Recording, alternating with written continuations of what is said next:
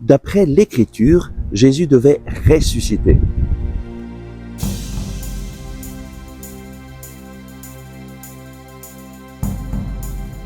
Le Christ est ressuscité. Chers amis, bonjour. Nous prions aujourd'hui avec l'Évangile selon Saint Jean au chapitre 20, verset 9. En effet, ils ne savaient pas encore que d'après l'Écriture, Jésus devait ressusciter d'entre les morts. Jésus devait ressusciter d'entre les morts.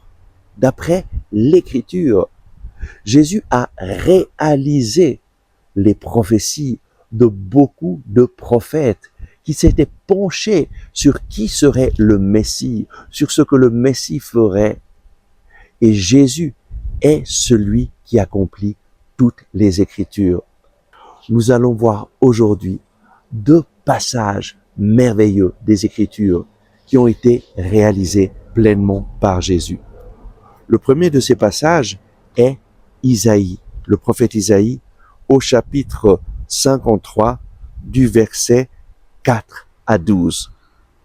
Nous le lisons en prière, en pensant à ce que Jésus a fait et en voyant que Jésus a réalisé ce passage de l'Écriture.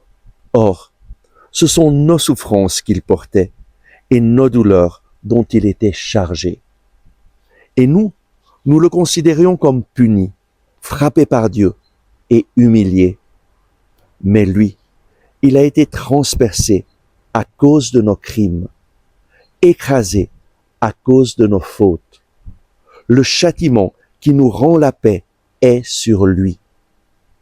Dans ses blessures, nous trouvons la guérison. Tous comme des moutons, nous étions errants, chacun suivant son propre chemin. Et le Seigneur a fait retomber sur lui nos fautes à tous.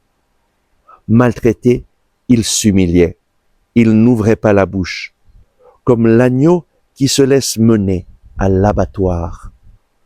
Comme devant les tondeurs une brebis muette, il n'ouvrait pas la bouche. Par contrainte et jugement, il a été saisi. Parmi ses contemporains, qui s'est inquiété qu'il ait été retranché de la terre des vivants, qu'il ait été frappé pour le crime de son peuple. On lui a donné un sépulcre avec les impies, et sa tombe est avec le riche. Bien qu'il n'ait pas commis de violence et qu'il n'y ait pas eu de tromperie dans sa bouche, le Seigneur a voulu l'écraser par la souffrance. S'il offre sa vie en sacrifice expiatoire, il verra une postérité, il prolongera ses jours, et par lui, la volonté du Seigneur s'accomplira. À la suite de l'épreuve endurée par son âme, il verra la lumière et sera comblé. Par sa connaissance, le juste, mon serviteur, justifiera les multitudes en s'accablant lui-même de leurs fautes. C'est pourquoi il aura sa part parmi les multitudes, et avec les puissants il partagera le butin, parce qu'il s'est livré lui-même à la mort, et qu'il a été compté parmi les criminels, alors qu'il portait le péché des multitudes et qu'il intercédait pour les criminels. Et oui, Jésus a été comme cet agneau conduit à l'abattoir. Maltraité, il s'est humilié. Il n'a pas ouvert la bouche. Il ne s'est pas rebellé. Il s'est offert en sacrifice expiatoire pour chacun d'entre nous. Il a été frappé pour le crime de son peuple. Il s'est accablé de toutes nos fautes et il a justifié les multitudes. C'est en Jésus que nous trouvons le pardon des péchés, la réconciliation avec Dieu. C'est lui qui a porté le péché des multitudes et qui, en mourant sur la croix, intercédait pour les criminels. Père, pardonne-leur, ils ne savent pas ce qu'ils font. Jésus a accompli parfaitement ces Écritures et lui-même a annoncé sa mort. Dans l'évangile selon saint Luc, au chapitre 18, versets 31 à 33, on voit Jésus qui prend ses disciples à part pour leur annoncer ce qui va se passer.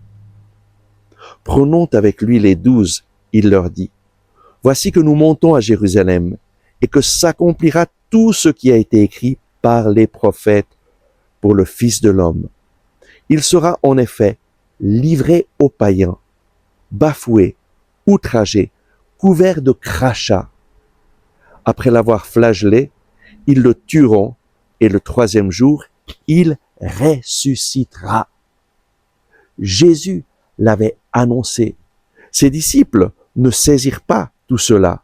Cette parole leur demeurait cachée et ils ne comprenaient pas ce qu'il disait.